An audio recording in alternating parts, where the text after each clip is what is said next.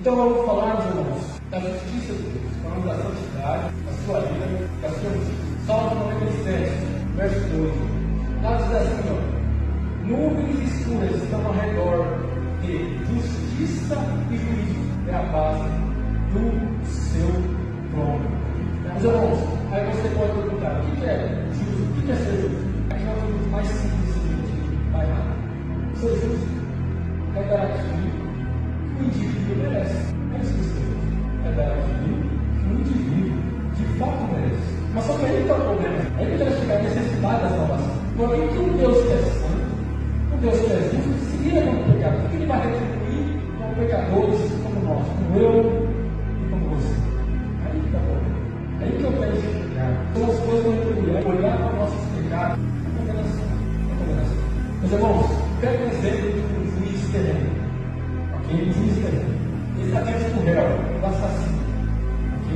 E esse juiz simplesmente perdoa, sem nenhum fundamento. Ok? Perdoa esse condenado. Ok? O que você vai fazer nesse juiz? É mais comum do assassino que perdoa. Ok? Então, se Deus é justo, ele tem que condenar. Ele não pode deixar passivo o assassino criminoso. O pecado é como se fosse um crime. É esse que é o pecado, diante dos olhos. Agora, você pode se tornar um juiz terreno. Você pode se tornar. Mas se vai se tornar um juiz, o reto juiz dos vivos e dos mortos, ninguém. 2 Crônicas 19, verso 7 diz que Deus não aceita suborno. Ele não aceita. Então, como eu disse, pecado são crimes. Okay? Pecado grego é amartia, significa errar o algo. Que algo é esse? É a lei de Deus. A lei dos 10 mandamentos. E nós quebramos a lei todos os dias. Nós quebramos a lei, você, quebramos a lei de Deus. Só que os fariseus entenderam errado isso daí. A lei não mostrar um meio de salvação. A lei não mostrar a necessidade da salvação. A lei veio apontar os meus pecados, os teus pecados. A lei veio mostrar que você precisa de um Salvador, que você não consegue cumprir as suas metas. Olha que Paulo diz em Romanos 3, verso 20. Ele diz: pelas obras cumpridas na lei, nenhuma carne será justificada por ele, porque pela lei veio o pleno conhecimento do pecado. Ok?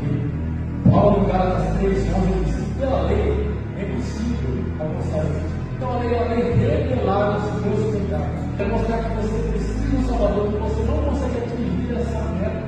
A lei é como se fosse um farol da estrada. Ela mostra o objeto, mas não remove. A lei é como se fosse um espelho. Ela mostra o seu defeito do espelho, mas não arruma. A lei ela mostra o diagnóstico, mas não dá o remédio. É isso que a lei faz. Mostrar que eu e você somos incapazes. Precisamos que alguém cumprisse o nosso lugar. É isso que a lei faz. Vá no Romanos 7. Romanos capítulo 7, Paulo se encontra com a lei. Ele tem esse confronto com a lei. Romanos capítulo 7, verso 7. Diz assim: o que ele expôs? É a lei do pecado? De maneira nenhuma. Porque não conhecia o pecado senão pela lei. Porque tão pouco conhecia a consciência, se a lei não disser, não cobiçarás. Ou seja, Paulo conheceu o pecado pela lei. A lei disse: não cobiçarás. E ele cobiçou. A lei aponta os nossos pecados. Não que a lei é pecado, ela só revela os nossos pecados. Se você for no verso 10, capítulo 7, Paulo diz assim: no mandamento que afirma da vida, para mim ressuscitou para a morte. Paulo não fariseu. Ele pensava que o cumprimento da lei é ser salvo. Mas ele viu e entendeu o Evangelho. A lei revela o pecado. O salário do pecado é o quê? É a morte. Ele diz no verso 12: de maneira que a lei, na verdade, é santa. O mandamento é santo e justo e bom. Ele diz no verso 14: sabemos que a lei é espiritual, mas eu sou carnal. E ele diz que o pecado é o seguinte: como não está na lei, irmãos, a lei é santa, a lei é justa, a lei reflete o caráter santo de Deus. E ele diz em conflito, se você ver o verso 15 ao verso 23, ele diz: o bem que quero não faço, e que isso que não quero, acabo fazendo antes da morrer. Ele diz em conflito, ele tenta diante da lei ser aceito, mas ele não consegue, ele tem a impossibilidade da lei. Quando ele dá o grito no verso 24, ele diz: miserável homem que sou, quem me livrará do corpo dessa morte? É isso que ele vai fazer, ele nos levar ao desespero. Diante da lei de Deus, nós não conseguimos cumprir. Precisamos de um Salvador, precisamos de um Deus. Esse miserável homem que me livrará do corpo. querida. Ele responde, meus irmãos, no capítulo 8 de Romanos. Ele diz no verso 25, graças a Deus, Jesus Cristo, nosso Senhor. Então, como podemos ser aceitos de Deus? Esse Deus que é santo, esse Deus que é justo, esse Deus que se ira contra o pecado. Só uma maneira, confiando nos méritos de Cristo. Uma palavra que tem propiciação. É que ele se fez carne. Ele cumpriu toda a lei em nosso lugar. Toda a lei. E ele se entregou em nosso lugar. De forma substitutiva, vicária. E Deus ali recebeu toda a ira do seu próprio filho.